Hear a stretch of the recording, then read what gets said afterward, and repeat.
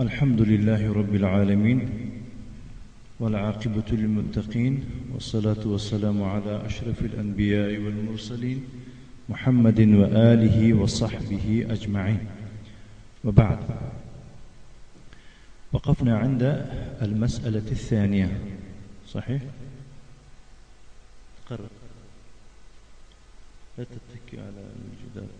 الشيخ كبير السن. نعم. المسألة الثانية أن الله، يعني قال شيخ الإسلام المجدد محمد بن عبد الوهاب بن سليمان بن علي رحمه الله تعالى: المسألة الثانية من 3 مسائل. صحيح؟ أن الله لا يرضى أن يشرك معه أحد في عبادته. صحيح هكذا؟ هنا في بعض النسخ هنا أخطأ. ما در مسئله دوم توقف کرده بودیم. شیخ متن، یعنی که صاحب متن، میگوید که ان الله لا يرضى ان يشرك معه احد في عبادته. الله سبحانه و تعالی لا يرضى، راضی نمی شود، ان يشرك معه احد في عبادته. چرا راضی نمی شود؟ شریک آوردن را با همراهیش کسی را در عبادتش. فهمیدید؟ وقال الشارح، المراد بالشارح صالح بن فوزان بن عبد الله الفوزان حفظه الله تعالى: هذه المسألة متعلقة بالمسألة الأولى. يعني این مسألة متعلق به مسأله یکم است. یکم مسأله چی بود؟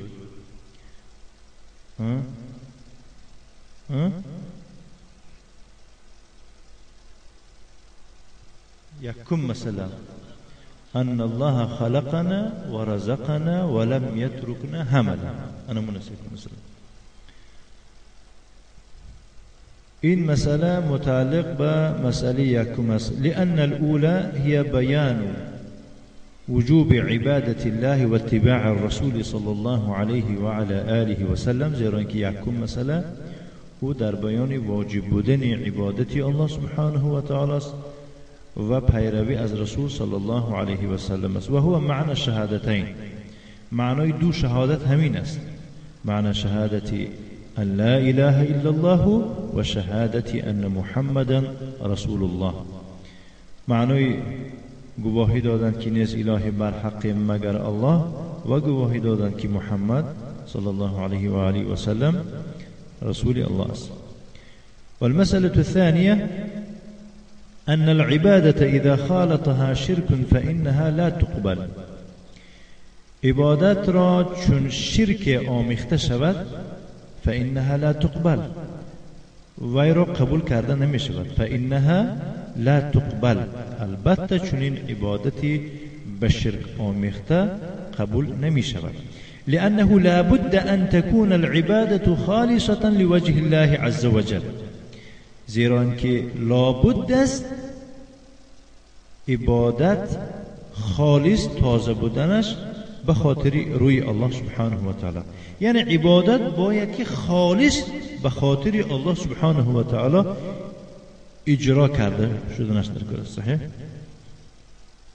فمعنى مفهوم يعني هذا. فمن عبد الله وعبد معه غيره فعبادته باطلة.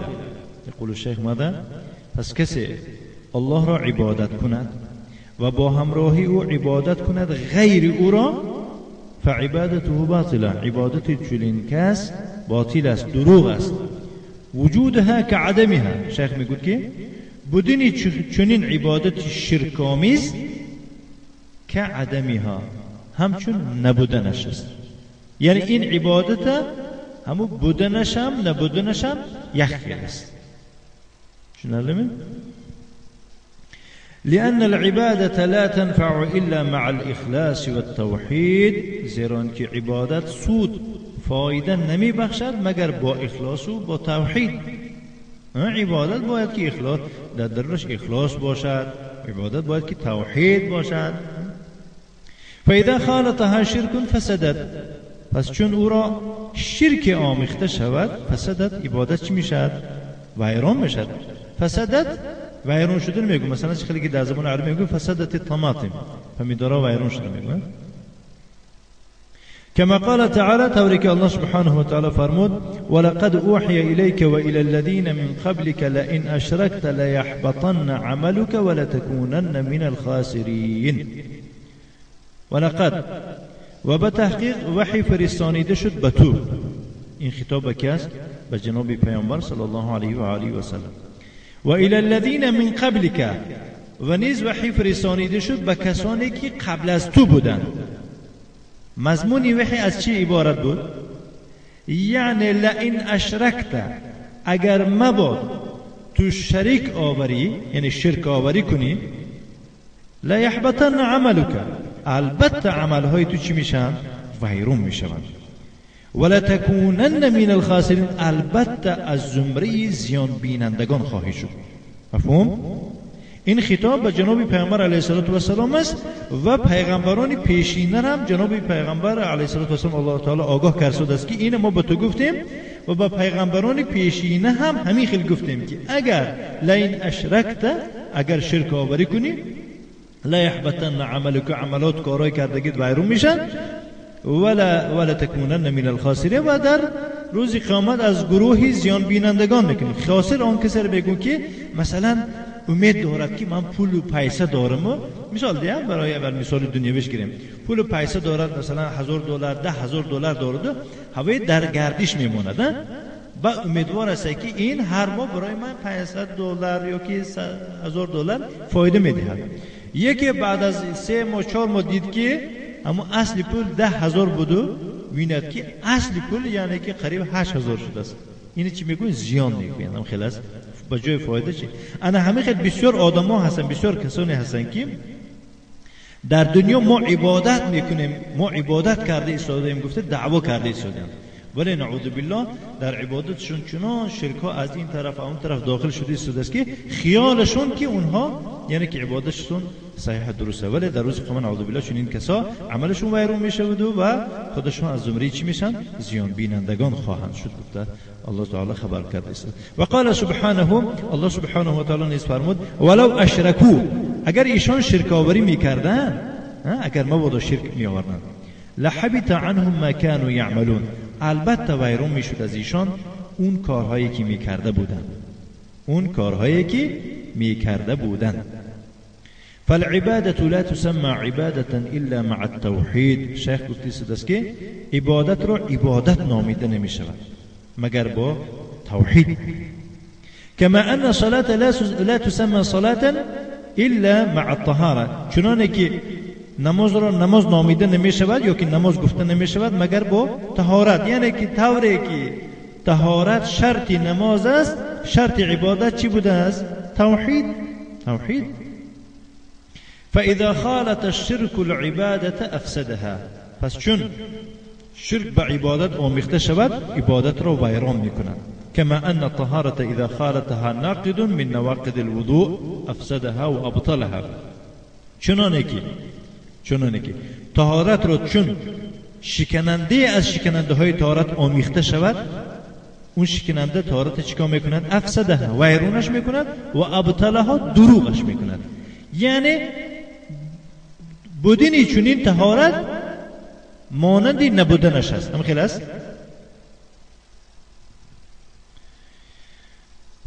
ولهذا يجمع الله في كثير من الآيات بين الأمر بعبادته والنهي عن الشرك. برای خاطر همین است که الله سبحانه و تعالی در بسیار از آیات ها یک جای جمع کرده ذکر میکند میان امر به عبادت خویش و نهی از شرک. یعنی در بسیار آیات ها امر به عبادت میکند و همون لحظه چی میکند؟ از شرک باز میدارد. بسیار آیات ها هستند. اکنون شیخ یک چند آیت ذکر میکنند، میفرماید که الله تعالی فرمود وَاعْبُدُوا اللَّهَ وَلَا تُشْرِكُوا بِهِ شَيْئًا. یعنی چی؟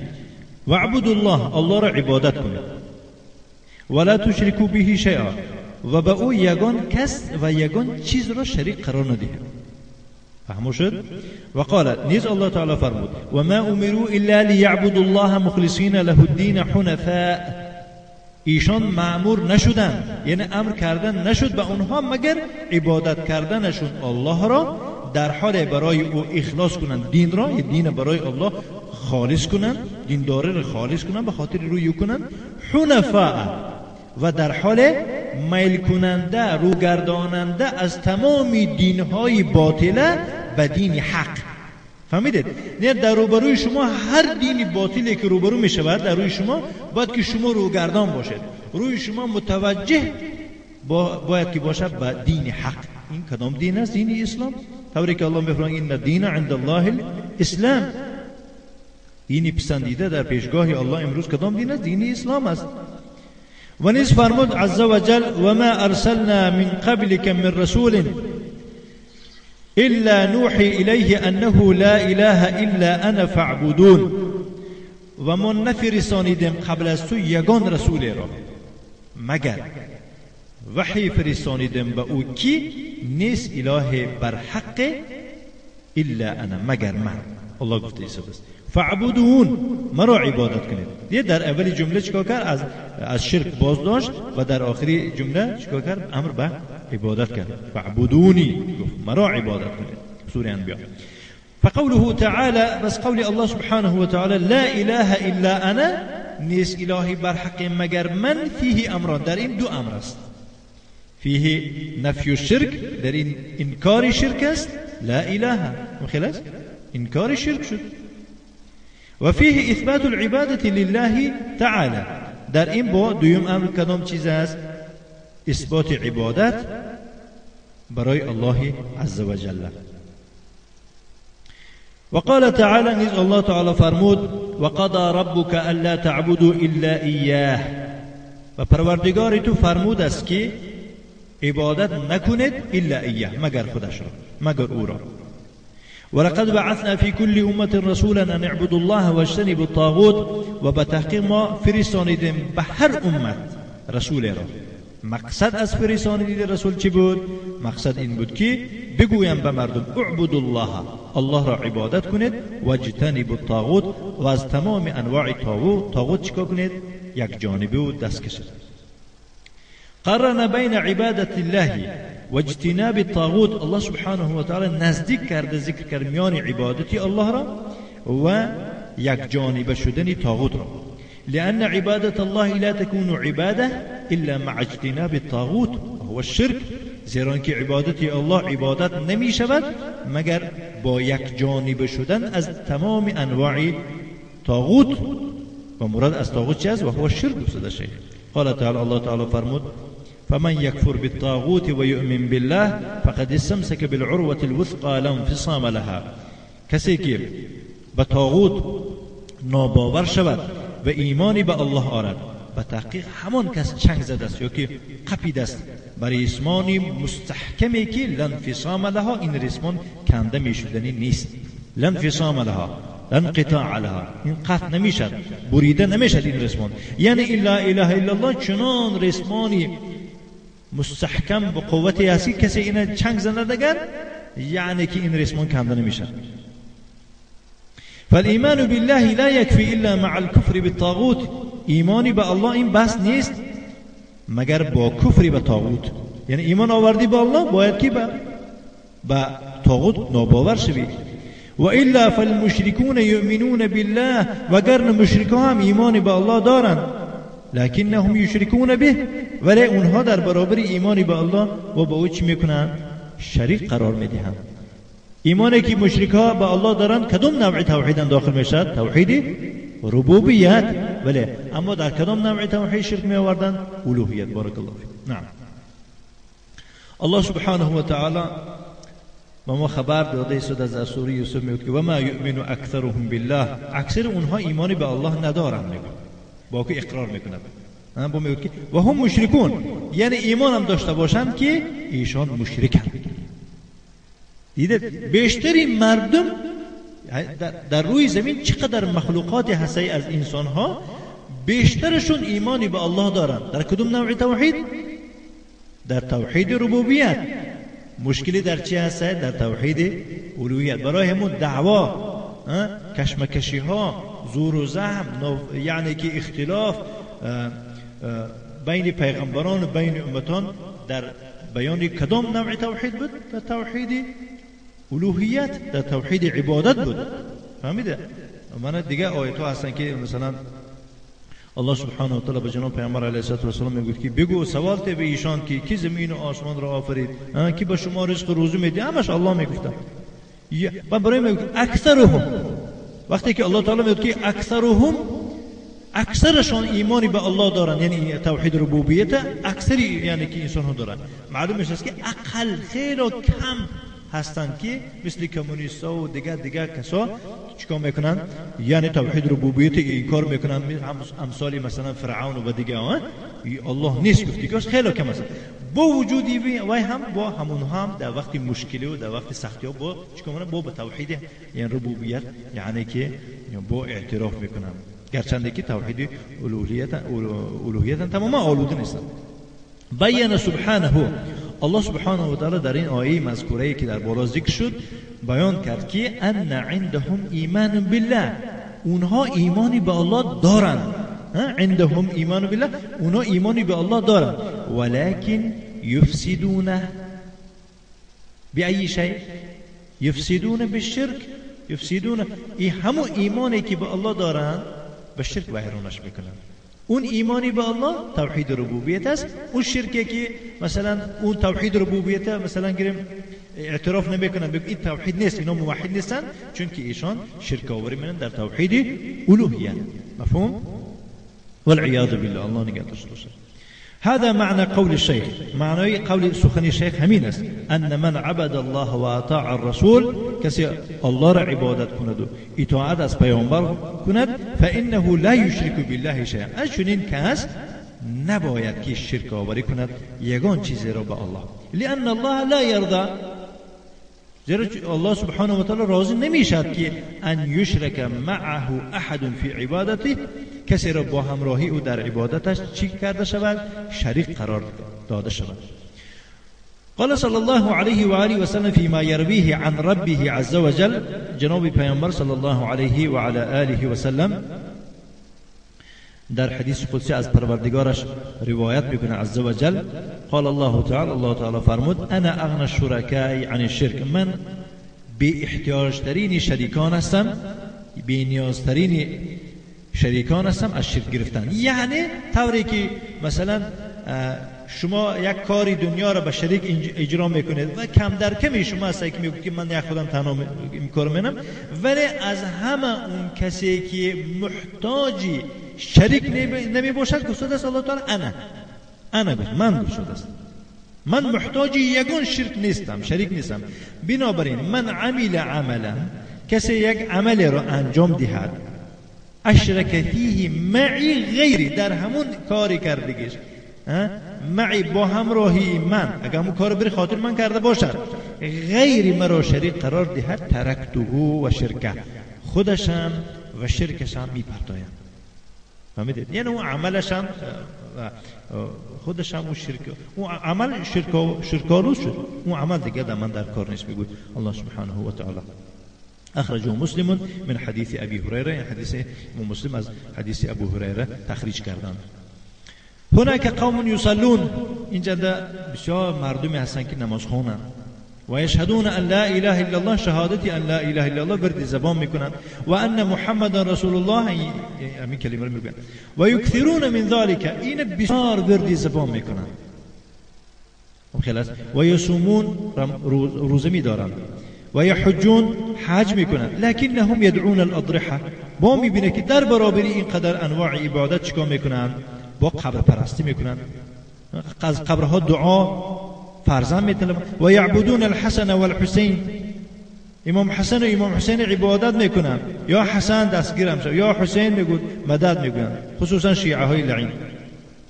والبدوی و فلانا و علانا، و بدوی گفته فریاد میکنه و فلانی با علانی میگوید. و یستغیثون بالاموات، با مرده ها دادخواهی میکنند، یا غوث العظم میگن. هؤلاء عبادتهم باطله، چون این اشخاص عبادتشون باطل است. لانهم یشرکون بالله عز وجل، چرا؟ چون که اونها به الله عز وجل شرک آوری میکنند. یخلطون العبادة بالشرك، عبادت را با شرک آمیخته میکنند. فعملهم باطل حابط حتى يوحد الله عز وجل، عمل چنین اشخاص باطل است، دروغ است، ویران است تا به توحید الله سبحانه و تعالی برنگردند، تا الله را توحیدش به یعنی که برنگردند. و یخلصوا له العبادة و یترکوا عبادة ما سواه، تا برای الله عبادت را چیکار نکنند؟ اخلاص نکنند. و یترکوا عبادة ما سواه، و ترک عبادت غیر او را نکنند. و الا فانهم لیسوا علی شیء، وگرنه اونها در یگان چیز نیستند. فهمیدید؟ اگر چنین نماز خوانند و چنین عبادت کنند و در برابری چنین عبادت و چنین انواع عبادت با شرک آوری کنند، میگوید که اونا لیسوا علی شیء، در یگان دین و آیین هیچ چیز نیستند. فیجب تنبه لهذا، نسبتی چنین کار باید که واجب است دقت دادن که مباد تو ای بنده عبادت کنی در برابر عبادتت با چیکار کنی؟ شرک آوری کنی. لان الله لا يرضى ان يشرك معه في عبادته احد كائنا من كان، چون که الله سبحانه و تعالی نمیپسندد با همراهی او شریک قرار داده شد در عبادتش کسی را، کائنا من كان، کسی که نباشد. لا يرضى سبحانه بمشاركه احد مهما كان، الله سبحانه و تعالی میگوید راضی نمی باشد با همشریکی کسی، مهما کن، اون کسی که تو ای بنده غافل به او شریک میاری کسی که نباشد. لئلا یقول احد، چرا این گپ گفته است؟ تا اینکه نگوید کسی انا اتخذ من الاولیاء والصالحین والطیبین شفعاء، من میگیرم از اولیاء و صالحا و شخصان پاک شفیعان، یعنی شفاعتی میگیرم. انا لا اعبد الاصنام والاوثان، من بت پرستی نمی کنم. کما هو فی الجاهلیت، طوری که در دوران جاهلیت یک هیکل میمونده میپرستیدن. انا اتخذ هؤلاء شفعاء، من اینها را شفیعان میگیرم، لا اعبدهم، اونها را عبادت نمی کنم. فنقول له، برای چنین شخص میگویم که هذه مقاله الجاهلیه، انا می خودش سخن جاهلیه. اتخذوهم شفعاء عند الله، یعنی طوری که همون چیکار کردن؟ جاهلا هم اونها را گرفتن شفیعان در پیشگاه الله. لانهم صالحون، برای چی این مخصوصا همونا را گرفتن، دیگران را نگرفتن؟ چون که ویا صالح بودن آخر. و اولیاء من اولیاء الله، دوستان از دوستان الله بودن. والله لا یرضى بهذا، به هر حال یعنی الله به اینها یعنی که راضی نمی باشد. لا ملک مقرب ولا نبی مرسل، شیخ گفتم نه یگان فرشته نزدیک را و نه یگان پیامبری فرستاده را. وقال شارح قوله لا ملك مقرب ولا نبي مرسل، الملك المقرب مراد از فرشته نزدیک هو افضل الملائکه، او از همه بزرگترین فرشتگان است. مثل جبرئیل علیه السلام، مانند جبرئیل علیه السلام. و حملة العرش و من حوله، و بردارندگان عرش پروردگار و کسانی که در اطراف عرش حلقه زده ذکر و عبادت مشغولند. و الملائکه المقربون من الله سبحانه و تعالی، و فرشتگانی که به الله عز و جل و الله سبحانه و تعالی نزدیکند. فمع قرب المكان من الله عز و جل، با وجود نزدیک بودن مکانشون به الله عز و جل و قرب العبادة والمكانة عند الله، و با وجود نزدیک بودن عبادت و منزلتشون در پیشگاه الله سبحانه و تعالی. لو اشرکهم احد مع الله فی العباده، با وجود اینقدر رتبه بلند، اگر کسی اونها را با همراهی الله در عبادت شریک قرار دهد، فإن الله لا يرضى، الله راضی نمی باشد بأن یشرک معه ملک مقرب، که به او شریک قرار داده شود فرشته مثلا مقرب ایران، ولا نبی مرسل، و نه یگان پیامبری فرستاده ایران که محمد صلی الله علیه و علی آله و سلم و عیسی و نوح و ابراهیم اولی العزم علیهم صلوات الله و سلامه، مانند با عیسی و نوح و ابراهیم و اول العزم، با صاحبانی مثلا از درنی پیغمبران، با یعنی که رتبه هاشون بلند کسانی پیغمبری می باشن که اونها را اولوالعزم میگن، صاحبان اراده مستحکم ثابت قدم ها که اونها کی می باشن؟ ابراهیم و نوح و عیسی و موسی و محمد صلی الله علیه و سلم. با از اینها هم بزرگتر، از همه بزرگتر محمد صلی الله علیه و سلم است.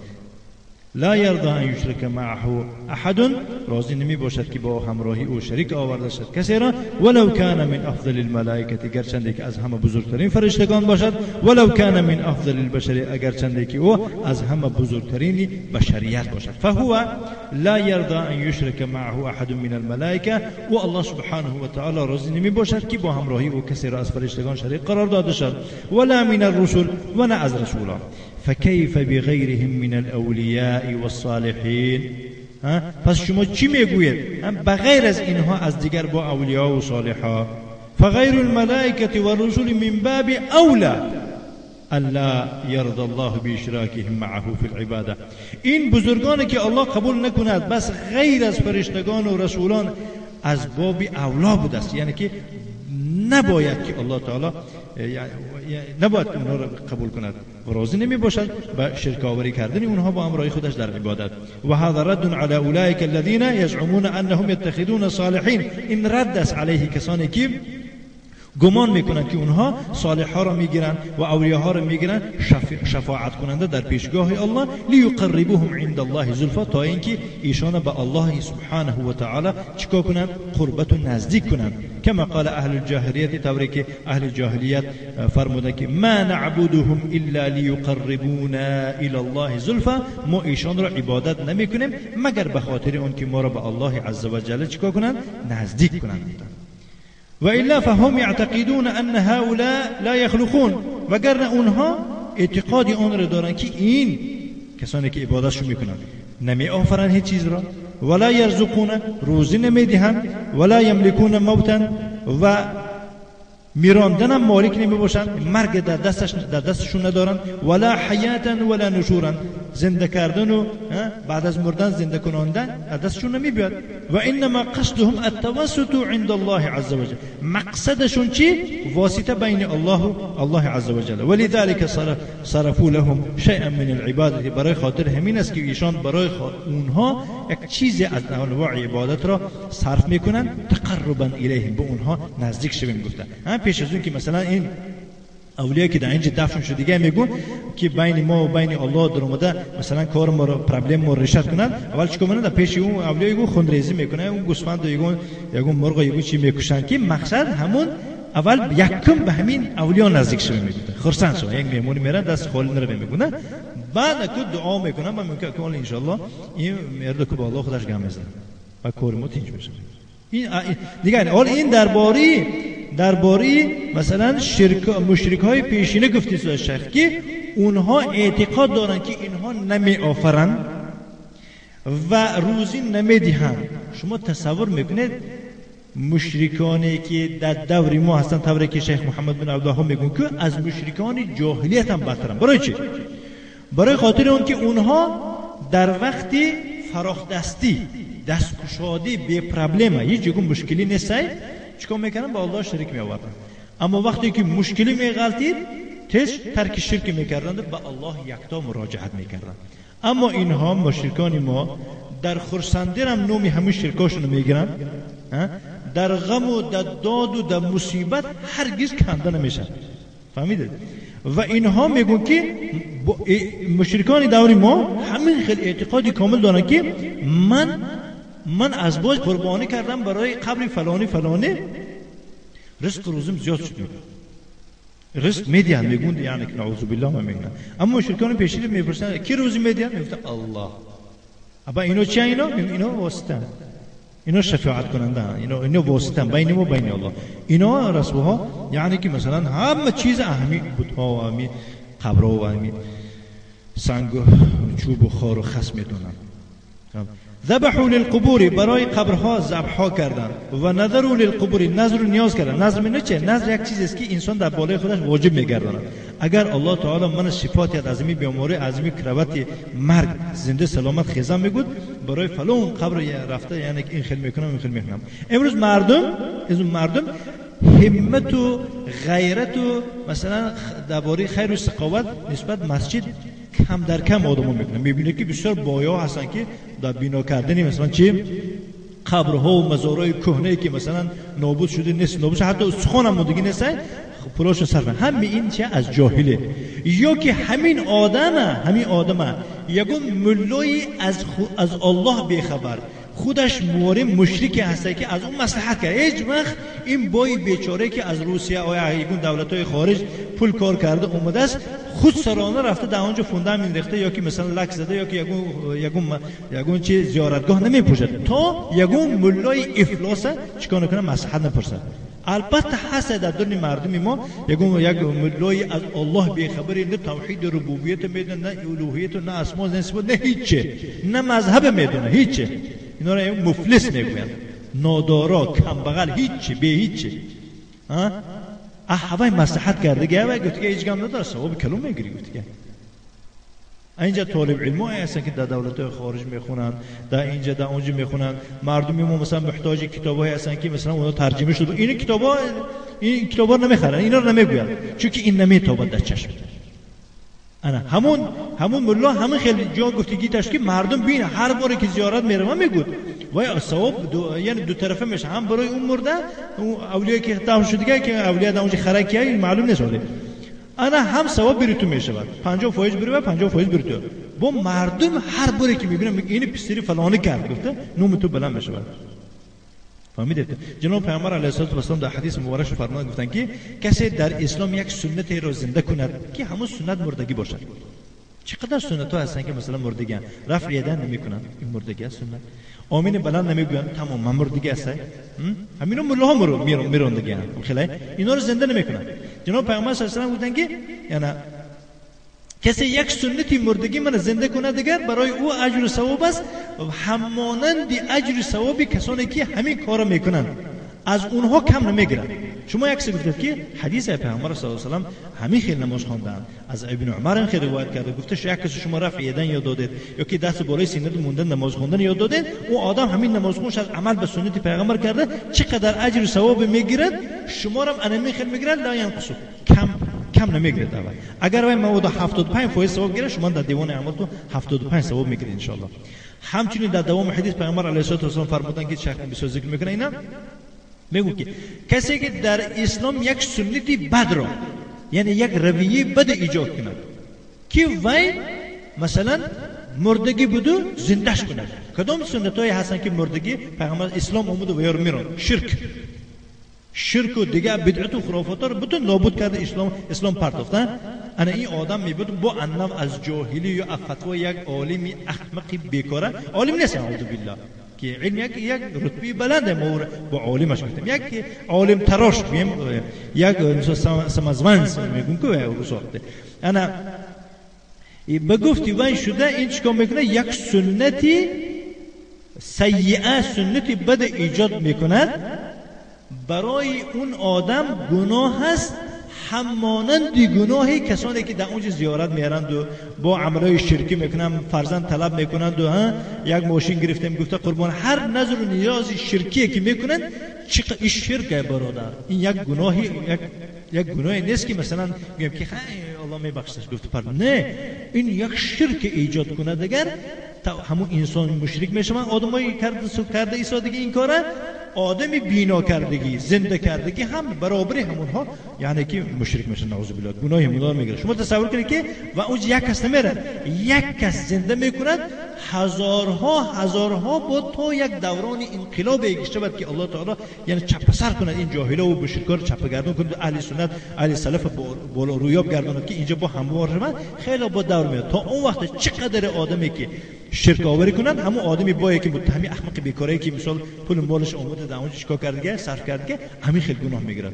وای به حال اون خیلی آدم کی جواب میده؟ بله برادران، یعنی وقفنا هم واستغاثوا، نگاه کنید، دادخواهی میکنن، و حتفوا بالاموات، داد و فریاد ها میزنن به مرده ها. ای غوث الاعظم، همون خیلی اصلا دستا رو برداشته با اون جنده با مخصوص با صاحب میآورد، با اگر کمتر یک یعنی که خانه و جای پرکار کنه، با مسجد ها مخصوص ملاها هستند که تست چیکار میکنن، اون مزار در قید مسجد میگیرن. همه خیلی هستن. با مسجدها چنان امامهای جاهلی افلاسی بیکاره دارن که چیکار میکنن؟ یک کارمند یک کس متصدی میکنه، یک جاهلی بیسواد دیگر میبرن، میگن که این کاری تو در اینجا همین صندوق قلاوری کرده میسی، هر نظر نیاز میشه بری مسجد میسپره، هم مسجد با معاش میگیری.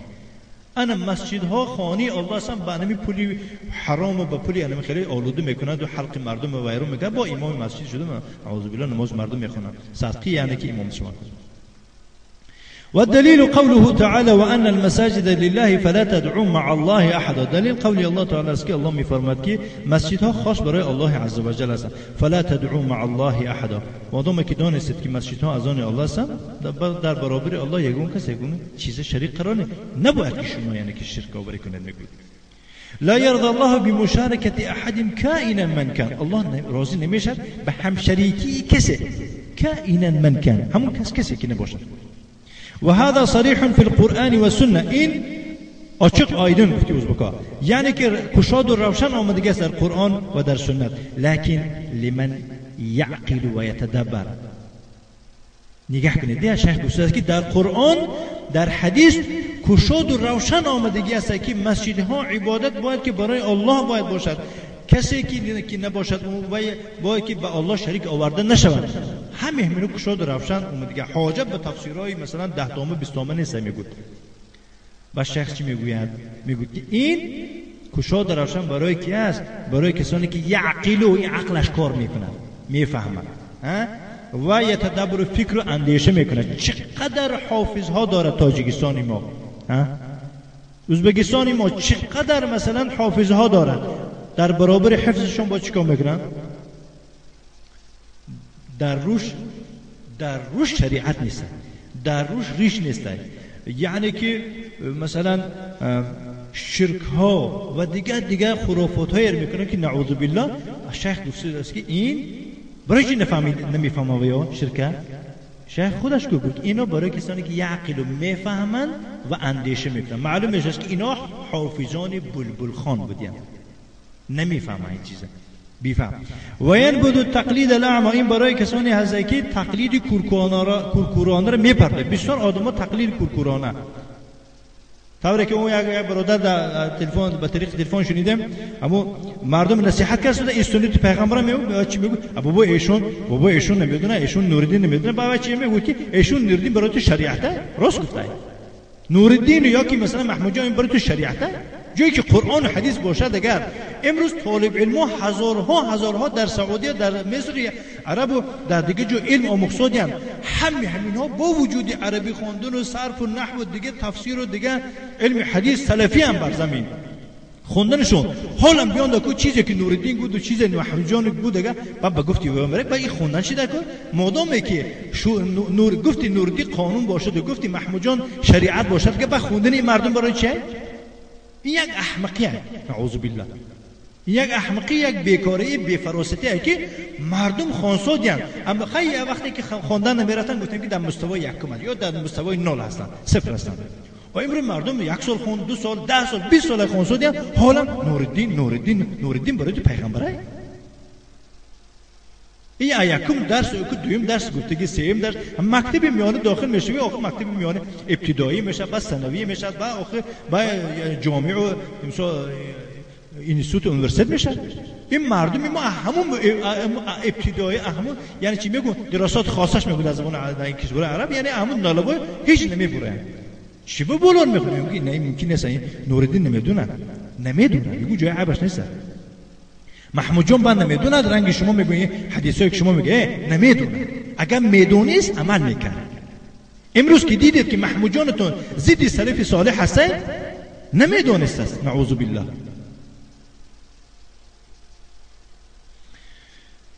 حول ولا قوة الا بالله. برای این میگه بسیار مردم یعنی بود تقلید. کی میفهمد در قرآن روشن اومدن شرک ممکن نیست. کسی که ترک تقلید قرآن میکنه. مردم بیشتر از تقلید کارن و تعلل بالباطل، علت ها میبرد، دلیل ها میبرد و یک داد و وای میزند و دلیلشون چه؟ باطل، دروغ است. دلیل های دروغ. و یتنبه لنفسه. این میفهمد کسی که خودش دقت میدهد. فهمیدید؟ والدليل على أن الله لا يرضى أن يشرك مع أحد كائنا من كان قوله تعالى وأن المساجد لله فلا تدعوا مع الله أحدا. دلیل نسبت آن که الله راضی نمی باشد که با همراهی او کسی را شریک آورده شد کسی که نباشد قول الله تعالی است که سجدگاه ها از آن الله هم. فلا تدعوا مع الله احدا، با همراهی الله کسی را عبادت نکنید. ما چی دن لا تدعوا دعا نکنید. جناب پیامبر علیه الصلاه و السلام الدعاء هو العباده، الدعاء هو العباده، دعا هم عبادت از همه، یعنی بزرگترین نوعی یعنی که عبادت این دعا. المساجد هي بیوت الله، مسجدها اینا خانه های الله هم. نگه سبحان الله. او به آدابیایی که در خونه الله میاد سبحان الله. خونه یک کس مهمونیش های گویند، خونه یک کس مهمونیش های گویند، در خونه یک کس چنان آلوفته چنان به آداب میشینند آواز بلند نمیکنند. خونه عادتا مؤمن همین خیلی است که خونه یک کس مهمان رفت آدم رفت. اما این متهم، این افلاس، این بی‌سوادا، این جاهلا، این تقلیدکارا وقتی خونه الله میدونن چنان کارا چنان دعواهایی میکنند که سبحان الله بسیار کسانی میبینید در صف یکم شستگی بس فرزند و زنش اگر اسلام به صف ها جدا کنیم از همه صف اخیرون ترین صف فرزندای او هستند. نه توحید میدونه زنشو، نه فرزندشو، نه هیچی. اما خونی الله میگه نعوذ بالله، در خونی الله یک زبان درازی میکنه نعوذ بالله. و هی مواطن المعده للصلاه، مسجدها جایهای آماده برای نماز است، برای غیبت و برای مثلا گپای بی معنی نیست اونجا. و هی احب البقاع الى الله، از همه کنج و کناری محبوب ترین به پیشگاه الله این مسجدهای. و هی بیوت اذن الله ان ترفع، اینها خانه های هستند که الله تعالی بلند کردن اونها را اجازه داده و یذکر فی اسمه، الله اجازه داده در اونجا نام الله بلند ذکر کرده شود، یعنی که مثلا ذکر الله در اونجا ذکر کرده شود. یجب ان تكون هذه المساجد مواطن لعباده الله وحده، واجب است که این مسجدها یک وطن و یعنی یک جا برای عبادت الله تنها باشد. یگون مسجد شیعه از شرک خالی نیست، از صورت خالی نیست. صورت علی و حسن و حسین بون نمیدونم که خمینی و با خمینی و یک بلاش آیت الله پر با میگون که شیعه ها برادرای ما هستن. با یک برادر سلفی خیلی کم سواد بوده گفته که نوریدین در منبر میگوید که شیعه ها برادرای ما هستن یا برادر نیستن، این با دادرش خیلی طرفدارش میکنه، میگوید که من به دیگه معنا گفتم یعنی هم دین، یعنی هم عقیده هم که نباشه ما هم نجات. یگون چیز ایرانی نیستیم ما، نه رگمون، نه پیوندمون، نه استخوانمون، نه عقیدمون، نه دینمون ایرانی ها نیستیم ما. فهمیده؟ حضرت سلمان چی گفتن؟ برای من بسنده است گفتن، ملت من سلمان من نگو. پیغمبر صلی الله علیه و آله گفت که سلمان از ما هستن، همین بحثه برای من. ما هم یعنی از خاندان پیغمبر علیه الصلاه و السلام محسوب میشیم وقتی که ما گفت سلمان کنیم، کاری سلمان کنیم که یعنی که چنان کارهای پسندیده که سلمان کرده بود جناب پیغمبر علیه الصلاه و السلام کاراش دیده گفتن که سلمان منا، سلمان از ما است. فارس بود، سلمان از ما است گفتن.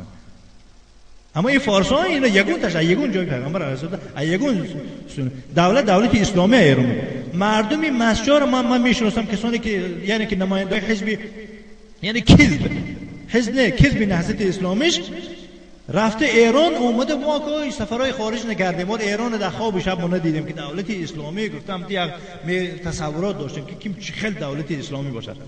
یکی از نماینده ها اگر در کار شود ان شاء الله نامش هم میگیرم، در قشلاقای مسجد من گفتم از ایران خبر آورد در موعظه درباره کسی یک مراسم دیننده، یک مراسم خیرنده ان شاء الله هر یک از بنابرد یعنی که هر یک طایفه، هر یک گروه موافق به هم تابع خودش برآمد کرد، از جمله ما هم یعنی یک برآمدی کردن.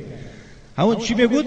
سبحان الله میگود ما ایران رفتیم 10 روزه پتافکی گرفته رفته است دمگیری الکه ما ایران رفتیم، مشوی گم نمیزم ما ایران رفتیم میگود 10 روزه در ایرانی شد. خیریت روز دیگه نیستاده تمام دین آینه شد، یعنی که عالیش میشد. میگود که هنگامی که این به استادیون داخل شدیم کجا رفته؟ تو استادیون چی برفتی آخه؟ مسجدش نرفتی یا بفهمی که مسجد اونا مسجد سنی ها چی فرق داره؟ میگوید که هنگامی که ما به استادیون داخل شدیم وقتی که توپ را به هدف میزنن، یعنی که تو به دورته میزنن، هنگامی که به هدف داخل میشود الله اکبر میگویند. گفته با آب دیده رخ شده. مکتبی دیوانه هیچه. او شریکای من چی گفتن که شیخ نه صدقاً گفته آب دیده. ای برادر این آب دیده که این رخ شده، اگر کینای ایندیس که کینای جی میره بینه دیگه میگیره. این آدمی بی سواد تو پای احمق بی سواد که ایران که دولتی شرک و رافضی هسته رفته او را تعریف میکند، میگوید که تو به میزنن الله اکبر میگویند. ابا اون ساعتها که میگویند نماز چی؟ طاعت چی؟ عبادتی؟ نسبت حضرت عایشه مادر ما چی میگوید؟ این مسئله رو تو ندیدی؟ میگه که ممکن نیست این نزاعهای جزئی، نه این نزاع عقیدویه، این به عقیده سر کار داره. تو چقدر امروز نورالدین و میگم برادرای ما هستن، کسی که یک شیعه و یک رافضی برادری ما گفت نعوذ بالله و منهم و اعظم میامری، یعنی که اونها پیش از اون که تو یک کس اول برادری من است تو عقیده شبین، او برادری که تو میگویی تو شیعه برادری تو هستی، درباره حضرت عایشه مادر ما چی میگو؟ عایشه زنا کرد میگویم. چطور زنا کند؟ گفت دیگه تو برادری کنده میگی. اگه یک شیعه گفت که مادری تو زنا کرده گفت یا خواهری تو زناکاره گفت دیگه تهمتش کنه دیگه تمام برادری میکنی. ای کس ای غافل. اما که حضرت عایشه مادر ما که ام المؤمنین است، زنی بهترین زنی پیغمبر علیه الصلاه و السلام، اینا دیگه یگون موی بدن نمیجوم. نعوذ بالله. اینقدر دایوسرم منم چقدر با دادرش محمود جان دیس کرده، مثلا من مجبور شدم برای خاطر عقیده سلفی، یعنی که پیاده کردن در تاجیکستان شرط نیست که با اون یک برادری سلفی ما را تنقید کرده، میگه که بی سواد است و کلمه ها نادرست کلمه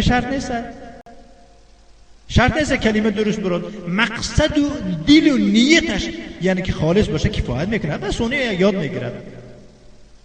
از کجا تاجیکی یاد میگیره؟ 70 سال در زیر تصرفی در زیر حکومت کمونیستی باشه، زبانی تاجیکی نبوده، هیچ نبوده. آخه بیچاره اكو اساس صاحب زبانا و دیگه مثلا فرهنگا و دیگه کارو کردن، اساس مردم نورس یعنی که یاد میگیرن. امروز توی یک کنجه چیزه با شیخ البانی رو فهمیدیم که به قریبی ها رفته، شیخ البانی تنقید کرده بی سواد و سبحان الله استاد ندارد. گفته الله اکبر. تو در پیش کی خوندی؟ استادی تو که تو در پیش شیخ کش هستی، عمرت به ایشانی به همین یک صدقه و رزق روزی گذشته میشه. کجا تو میدونی شیخ؟ نعوذ بالله. من مولود خانی و مثلا مرحبا یا مرحبا گفته پرد گذرانی. با امروز سلفی ها رو راستی که والله تا امروز من مردم وقتی که من میگفتن که نورالدین سلفی ها رو تعریف کرده، گفتن که نمازهای شما خوب است. من گفتم دروغ میگودی. حال وقتی که سلفی ها او خطاگی های نورالدین که یا خطاگی های عقیدوی و که در عقیده خطا کرده است، بتون گپاش این یعنی این نبارش اون نبارش، این موعظه اون موعظهش فرق میکند. اون بی آدابی که درباره تریبون میکند، در پایین زنا گوش میکنن، اون بی آدابی که وای میکند. اگر بیا به سلفی های ما حرف زنن بم میبینه، با سلفی ها گنده میشن. الحمدلله گفتم برام و دروغ میگود. آخه دروغ میگویی سلفی ها آدمای خوب هستن، امروز آدمای بد. برای چی امروز سلفی ها گنده شدن؟ برای خاطر آن که در نفس نوردی رسید. فهمیدید؟ ابن تیمیه مصر و همین مصر که مصر آمد، در مصر همه خلقت کو باش کردن در پیش مسجد حسین شیخ شیخ میگه با آدمای با گرایا با اون شورشنگرای دوره اومدن گفتن که کی شما رو زمان میخوایم میگن مثلا قصاص گریم. هیچ من نزدم کارت چی دیده؟ یگان کسی مثلا نگفتن که بیا زنش من زد. این هیچ که نورالدین نزده هم گفته که هم خطاگی داری. این شیعه را خیلی نگوی خطا های گفته که علاکه میبینید که مثلا مشت و گریبان و خیلی با در تلویزیون برامتو که اون پیش از اون که تو در تلویزیون میبروی در آینه جهان میبروی اول یک بود اقل 6 مذهب کن که ریشه دراز شود که بعد برو خلق نشده بگن که این ملا یا یک عالم اسلامه بروم دی خود یک فیلسوفی هم که و در اصطلاح هم خشسته و یک مسخره و کسان اعوذ بالله خیال میکنه مسخره بازه. المهم يعني كي يجب أن تكون هذه المساجد مواطن لعبادة الله وحده. جدد واجب است که این مسجدها برای عبادت الله یکتا باشند. لا يحدث فيها شيء لغير الله. یگون چیز باید که پیدا نشه در اونجا برای غیر الله. فلا تبنى فيها القبور. نباید که در اونها قبرها بنا کرده شد. اون برادرای که نورالدین در ایران دور مسجدها پر قبر و الاضرحه و مثلا مزارها و دیگر. لأن النبي صلی الله علیه و آله و سلم لعن من فعل هذا ذلك. جناب پیامبر صلی الله علیه و سلم لعنت کردند، لعنت فرمودند کسی که این کارا رو میکنند. و اخبر ان هذا هو فعل اليهود و النصارى، خبر دادند که این کار یهود و نصرانی ها است. انا دیده کار یهود و نصرانی، امروز یهود نصرانی ها رو که پیرو شد، اما ایرانی ها دوستش شد. البته ما وقت ایرانی گفتم اون کیا رو در نظر داریم، یعنی که رافضه های شیعه شنیع میکنند. بله. و نهانا عن ذلك فی آخر حیاته. جناب پیامبر در آخرین لحظه های حیاتی عمر خود چیکار کرد؟ ما رو منع کرد از این کار. و هو فی سکرات الموت علیه الصلاة والسلام، او در دشواری های مرگ بود علیه الصلاة والسلام. بقول خود گفت که الا ان من كان قبلكم كانوا يتخذون القبور مساجد. آگاه باشید که کسانی که قبل از شما بودند قبرها را مسجدها میگرفتند. هم خیلی است. هذا يقوله، این گفته ایستاده است. و هو فی سیاق الموت، او در روش مرگ مرده ایستاده. الا فلا تتخذوا القبور مساجد، آگاه باشید که با قبرها را مباد مسجدها نگیرید. فانی انهاکم عن ذلك، من شما را از این کار منع میکنم. و یقول صلی الله علیه و آله و سلم لعنت الله علی اليهود والنصارى اتخذوا قبور انبیائهم مساجد. لعنت الله به یهود و نصرانی ها باد که ایشان قبر پیغمبراشون بعدی مردن پیغمبراشون چی گرفتن؟ مسجد گرفتن. چه من خیلی گفتم برای چی گفتن؟ ما پیغمبر صلی الله علیه و آله میمرد مبادا بعدی مردن پیغمبر قبرش یعنی که بت نگیرند و یعنی که مزار و یک چی نگیرند. فالمساجد يجب أن تطهر من آثار الشرك والوثنية. مسجدها را واجب است که تازه کرده شود از تمام آلوده شرک و بت پرستی. و الا تقام على القبور، و نباید که مسجدها را بنا کرده شود بالای قبرها، نه طوری که امروز مزارها میکنند. قبلی با مزارها چی میکنند؟ مسجدها میپوشند. او يدفن فيها الاموات بعد بنائها، یا که دفن کرده میشود یعنی گورانده میشود در اون مسجدها مرده ها را بعد از بنا کردن مسجد بوز که با یگون اولیاء شون چیکار میکنن؟ داوش دفن میکنن. بل تكون مواطن عبادت الله وحده، باید که جای عبادت الله تنها باشن مسجدها. تقام فيها الصلاه، باید در اونجا نماز برپا کرده شود. و یذکر فيها اسم الله، در اونجا یادی الله ذکر الله را کرده شود. و یتلا فيها القرآن، در اونجا قرآن خوانده شود. و تقام فيها الدروس النافعه، درس های فایده آور، نه درس های صوفیگی و دیگه احمقی داده شود. و یعتکف فيها للعباده، در اونجا اعتکاف کرده نشسته شود برای عبادت کردن. هذه هي وظیفه المساجد، وظیفه مسجد همینه. وظیفه مسجد اونجا مجلس گذروندن، وظیفه مسجد اونجا غیبت کردن، وظیفه مسجد اونجا ضد سنت و ضد اعوذ بالله. چقدر آدم رو دیدیم از منبر پیغمبر علیه الصلاه و السلام والله روی راست سلفی و علفیا گفت اعوذ بالله. والله ما همین گوشم شنیدم و شاهدا حسن میگن که با میگن این سلفیای علفیا با آیات آورگاش گفت که همین مذهب ها بر حقن. تو خودت در کدوم مذهبی؟ تو خودت در یگون مذهب نیست. میگوید که انما المؤمن اخوه. حالا آیت خوندن نمیتونی؟ اینه نوردین نمیفهمه، اینه ایشون محمود جانش نمیفهمه که گفت که گرنگه بیکاره تراکتریست بیم. آخه نخوام منبر پیغمبر برو که انما المؤمن اخوه. با که چندین حدیثای دروغ راست نه عباره خوندن میتون نه هیچه. این قسم 7 سال بخارا رفته اومده ضد سلفی ها. اینا فلانه، اینا همش از زنا عمل. اعوذ بالله. در حقیقت حال خودشون زناکار، خودشون یعنی فاحشه گر، اعوذ بالله. در مسجد خودشون دخترای روس آورده کشورهای قزاقستان یعنی که زنا کردن. دلیل اثبات است. بود دیگه کارای نعوذ بالله در اون قشلاقا میکنن. نعوذ بالله هم اژدها نمیخوان که چندین سال پیش قدمش قریب 20 سال 25 سال است که امام خطیب هست از یگون برادرای بیچاره قزاق یگون تا شاگرد نبرآورد. برای چی؟ یک سوال میگم که آخر چی به مقصود امامتی که هست که شرط نیست نمبر کردن ان شاء الله میگم که چی به تو امامتی که هست یگون شاگرد قزاق نداری؟ من میگم که من دیوونش نمیدونم. من اگر شاگرد قزاق میبرم که ها اینا کپی من دوم نکنن میخوردن خالی میکردن. آخه مادامی که تو حق باشی، تو مادامی که حق باشی از قرآن و حدیث بیرین نباشی، کدوم قزاق تو که قرآن خوان و حدیث خوانش کنی که اهل سنت و جماعت باشد که هرگز یعنی که نمیمونه که در پای تو خور زنن. تو خودت که باطن هستی میترسی که مبادا الله اینا رو به همین یک الفبا یاتی من عربیاتی من مثلا اصلا دیگه عربی هم که نمیدونه یکی الله هدایتش رو میاندازه با میبینه که ایمان ما به تو خطای رسوا بوده است، به تو مشرک یعنی یک افراطکار و تفریطکار بوده یا مثلا خرافات پرست و مردخور بوده کرکس. بس چیکارش میکنن با برآورده پیشش میکنن برای ما و خودش اعتراف کرده. این یک برادر یک آشنای نزدیکش میگه که او با من خیلی نزدیک است، میگه که چه شاگرد میبره، میگه که من دیوونش نمیگم شاگرد برام پگه عالم و علامه شما نگر و میخونه. باید چی گفتن که برای چه تو دیدو دانسته ایران یک جای شرک و رسوا هست، تو دیدو دانسته اینا رو چیکار میکنی؟ ایران میفرستی. میگه من میفرستونم شون در اونجا شیعه میشن میبیان دولت میزنن اون شیعه که شدن اومده ضد خلق و ضد حکومت کاربری میکنن، انقلاب و این خیلی فکرات در کلشون میارن، سیاسی میشن و دولت میزنن میشکنش به همین تمام هیچ کی جای ما رو گرفتن نمیتونه.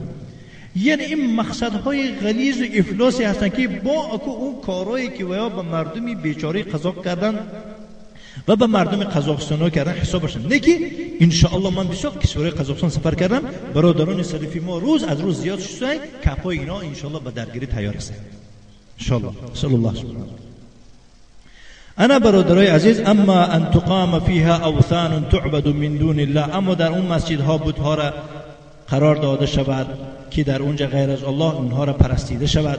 فهذه ليست با این مسجد نمیشد، هذه مشاهد شرک، این مشهد نمایشگاه یا که زیارتگاه شرک بوده طوری که در ایرانه. و این سماها اهلها مسجد، گرچند که آدمای همونجا او را مسجد گویند و برای به تابع خودشون مسجده. لان الله یقول، چون که الله تعالی میفرماید که وان المساجد لله، مسجدها برای الله باید باشند، ای یعنی لا لغیر، نه برای غیر الله. ولان المساجد هي محل اجتماع الناس، این مسجدها جای جمع شوی مردمه، در اونجا مردم جمع میشه و تلاقیم جای یعنی ملاقات شوی اونها هست. فیجب ان تكون طاهره من الشرك والبدع والخرافات، واجب است که مسجدها تازه باشند از شرک و بدعت و خرافات ها. لان الناس يتلقون فيها العلم والعباده، چون که مردم اومده در اون مسجدها چی میگیرن؟ علم و عبادت میگیرن، یتلقون میگیرن. فاذا وجدوا في المساجد شيئا من الشرك والخرافات تاثروا بذلك ونشروه في الارض، و چون آمده در مسجد چی یابند؟ یگون چیزی از شرک یابند و خرافات بینن، تغمار و تشناب نویسی و دیگه و تاثیر مییابند به اونها و اون بدعت نشر میکنن در روی زمین و سببگار شما میشه این ما. فیجب ان تكون المساجد مطهره من الشرك، باید که مسجدها چی باید باشن؟ تازه باشن از شرک. و اعظمها المسجد الحرام، از همه بزرگترین مسجدها به مسجد الحرام است که كما امر الله عز وجل بتطهيره، طوری که الله سبحانه و تعالی به قول خویش به تازه کردن اون امر کرده، گفت که و اذ بوأنا لابراهیم مکان البیت، و چون ما نشان دادیم برای ابراهیم، یعنی آماده کردیم برای ابراهیم جای خانه را که الا تشرک بی شیئا، به من یگون کس به یگون چیز شریک قرار مده، و طهر بیت للطائفین والقائمین والرکع السجود، خانه مرا برای طواف کنندگان و قائمین، کسی که در اونجا مقیم هستن و در اونجا مثلا نماز شب میخونن دیگه، طاعت عبادت میکنن و رکوع و سجود میکردن، تازه بکن از شرک. طهره من ماذا؟ از چی تازهش گفته است؟ طهره من الشرك والبدع والخرافات، از شرک و بدعت و خرافات ها ور تازه کن. کما انه ایضا یطهر من النجاسات والقاذورات، طوری که ور عادتا تازه کرده میشه از نجاست های حسی و معنوی و دیگر یا پلیدی تازه کرده میشه. الان مردم نگاه کنید که والله مردم طالب علم رفته در مکه و مدینه، در مدینه پیغمبر علیه الصلاه و السلام درس خوانده، با گشتن عقیده پیشینی خودش میاد. فهمیدید؟ یعنی اسلامی که از مکه و مدینه که به ما آمد، امروز مردمی جاهل و بعضی بیسوادای ملای ما چی میگن که نه باید که ما حق هستیم، میخوان که مثلا باید که وایها قریب که مثلا پیروی از اینو باشن، از اینو کنن، میخوان که وایها باید که پیروی از اینو کنن، چنان اعوذ بالله جاهل است.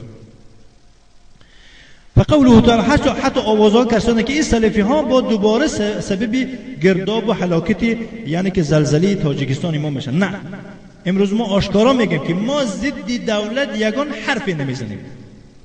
امروز ما ضد دولت یگان چی نمیگیم، ضد حکومت یگان چی، ما چه ضد شرک و بدعت هستیم از کسی که صادر کی شود. ضد دولت یگان گروه بازی و بازی نمیکنیم، اما اینا خودشان هستن که مثلا یعنی که دولت این است و است گفته مردم میشورونن، با پگه میگریزن، اینا پول پیسه که دارن با میگریزن کجا؟ افغانستان، ایران، جای خودشون ریدونا و مردم بیچاره این کلابی غرمه و این انا کشوکشی با سر میشن، کار خودشون سر کردن. اما سلفی عقیده سلفی صالح واقعی ما یعنی این کار راه نمیدیم و نخواهیم راه داد ان شاء الله. فقوله تعالى فلا تدعوا لا نهيا، در اینجا لا نهی است میگه روی نقطه نظری نحو. و تدعو فعل مضارع و فعل مضارع است که جزم شده است به چی؟ بلا نهیه بلای نهیه. و علامت جزمه حذف النون، علامت جزم او یعنی که حذف شده نون است، یعنی که اصلی میشد فرعی میشد، اصلی اصلا سکون هست، جزم علامت جزم اصلا سکون است، بعد یعنی که نایب از سکون حذف نون. این در ان شاء الله در دیگه کتابای نحو میگذارم. لان اصله تدعون، زیرا که اصل تدعون بود، فدخل عليه الجازم و جزم کننده یعنی لا داخل شد و هو لا نهیه، همونه که داخل شده که کدام چیه؟ لای نهیه است و آخرش مجزوم شد، یعنی که نونش افتید لا تدعو شد. فلا تدعوا ایها الناس مع الله احد. شیخ میگه که ای مردم، تفسیر کرده شدن، با همراهی الله کسی را نخوانید. لا تستغیثوا باحد مع الله، با یگان کس فریادرسی طلب نکنید با همراهی الله. که ان یقول مثلا یک کس میگه که یا الله یا محمد یا الله یا عبد القادر، یا او یکی میگه که یا عبد القادر یا محمد و ما اشبه ذلك، که ما همانند این دیگه با هر یک کس با بت‌ها و اولیاءهای مخصوص در اختیار. فان الله لا يرضى بذلك ولا يقبل، الله تعالی چنین کار راضی هم نمیشه قبولش نمیکند. فهمیدید؟ و قوله تعالی، قول الله تعالی که احدا گفت در آیات، و ان المساجد لله فلا تدعوا مع الله احدا، نکره آمد یعنی معرفه نیست و نکره است، فی سیاق النهی، در دوام جمله ناهیه، در دوام نهیه، آخر نهیه گفتم خیلی تعم کل احد، این عمومی میباشه به هر کسی که نباشد، لا یستثنى احد، یگان کسی استثناء کرده نمیشه که افعلون نمیشه با الله شریک آورد، نعوذ بالله. لا ملك مقرب ولا نبی مرسل، نه یگان فرشته نزدیک، نه یگان پیغمبری فرستاده، نه بت، نه وثن، نه قبر، نه شیخ، نه ولی، نه زنده و نه مرده، کائنا من کان، کسی که نباشد. قال العلامة عبد الرحمن بن ناصر السعدي رحمه الله تعالى في القواعد الفقهية لفهم النصوص الشرعية، در همین کتاب میگوید که والنكرات في سياق النفي تعطي العموم او سیاق النهی، نکیره ها در دوام جمله های منفی عمومی رو معنای عموم میتونن، یا که در سیاق نهی، یعنی آیت خواندم در سیاق چه؟ در سیاق نهی هست برایمون عموم، یعنی کسی که نباشد. کمتر دیگه ان شاء الله. فهي تعم كل من دعي من دون الله، این عمومی باشد تمام کسایی که غیر از الله خوانده میشود او را. فلا تدعوا مع الله احدا، همراه الله کسی که نباشد نخوانید. فدلت هذه الآية، این آیه دلالت میکند على ان العبادة لا تنفع، اما عبادت فایده و سود نمی بخشد الا مع التوحید، مگر با توحید.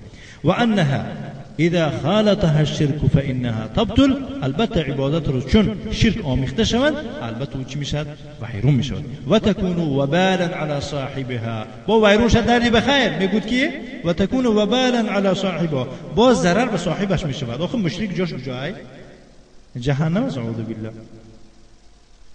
ثم قوله تعالى وأن المساجد لله، وقول الله تعالى که مسجد ها از آن هستند، یجب ان تبنى بنیة خالص، باید که مسجد ها رو بنا کرده به نیت خالص، نه به نیت مثلا لا يكون القصد من بنائها الرياء والسمعه، خوجم کرسون خوجم اشتون میگوین شیخ عبدالولی، یعنی که باید که همون کسی که بنا میکنه مقصد از بنا کنندی همون مسجد خودنمایی و خودشنوانی نباشه و تخلید ذکر نومم جاویدان ماند، برای یادآوری که ما یقولون خیلی با خودش در رسی زناکار و دوز و غیر و متهمه چیارم پرونده داره، بعد وقتی میپرسن او وقتی به هوش میبه کمتر مست میشه و من مسجد پوشی دیگه،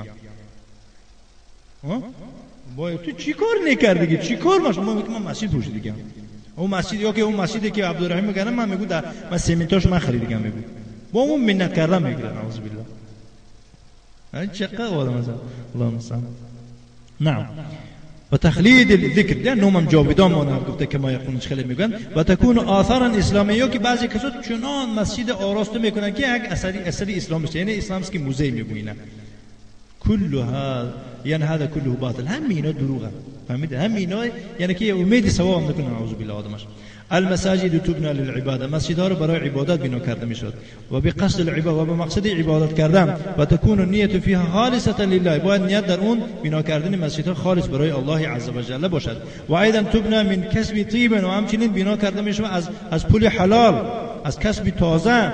لا تبنى من کسب حرام، از کسب حرام بنا کردن شود، طوری که در بعضی مسجدها میشنویم که از نارکوتیک یعنی که گرفته مثلا مسجد نپوشن، یا خیالاشو که مثلا چه همین نرکات میگیریم بعد زیاتی به پول عمر با یک مقدار معین مسیل میپوشن تمام به مقدار الله میبخشه. این به مثال آدمی که احمقی که دزدی میکنه دزدی میکنه گوسفند میدزده بعد چیکار میکنه بعد گوشتاش مثلا در راه الله همش صدقه میتونه به تو کم بغلا بعد دنبالش برای خودش میونه. بعد میگه که آخه میدوزی بو گوشتات میبینیم که در سلفنا انداخته با صدقه میتی میگه که این صدقه دادگی من میگه کفارت میشه بری دوزم یعنی دوزم میپوشد اما بری من دنبال فایده میمونم. یعنی که همین نوع همین بدبختام چیکار میکنن نارکوتیک میفروشن پولی کم تر یک پولی ناشید بریم لاها بریم مسجدها میتین بعد چی برای اونا با این مارکو دیگه ماشینا میمونن. نه دوست لا تبنى من کسب حرام نباید که مسجد بنا کرده شه پول حرام لانها لله عز وجل چون که مسجدها برای الله عز وجل ان الله جناب پیامبر صلی الله علیه و ان الله لا يقبل الا طيبا الله سبحانه و تعالی قبول نمیکنه مگر پاک تازه پاک قبول میکنه. اخرجه مسلم من حدیث ابی هریره امام مسلم حدیث ابو هریره تخریج کرده. فتبنى المساجد من نفقه حلال از نفقه حلال تازه یعنی که از معاش حلال یعنی بنا کرده میشه و تكون نیت بانیها خالصه لوجه الله نیت اون بنا کنندش بانی بنا کننده میگن خالص برای الله سبحانه و تعالی باشد. لا يريد من بنائه مدحا من الناس مردم میگن امیدی با تعریف و مدح و ستایش نباشد او تخلیه از ذکر یا که نوم من جاودانی مونه بخاطر کیم در کجا و در کدوم قبری او ریاء او سمعه یا که خودنمایی و خودشنوانی. فان بناء المساجد عباده مسجد پوشیدن این عبادت برادران و العبادت یجب ان تكون خالصه لله عز وجل عبادت باید که خالص برای الله عز وجل باشه طوری که دیگه انواع عبادت خالص برای الله عز وجل یعنی ادا کرده می شود. و صلی الله وسلم علی نبینا محمد و آله و صحبه وسلم تسلیما مزیدا.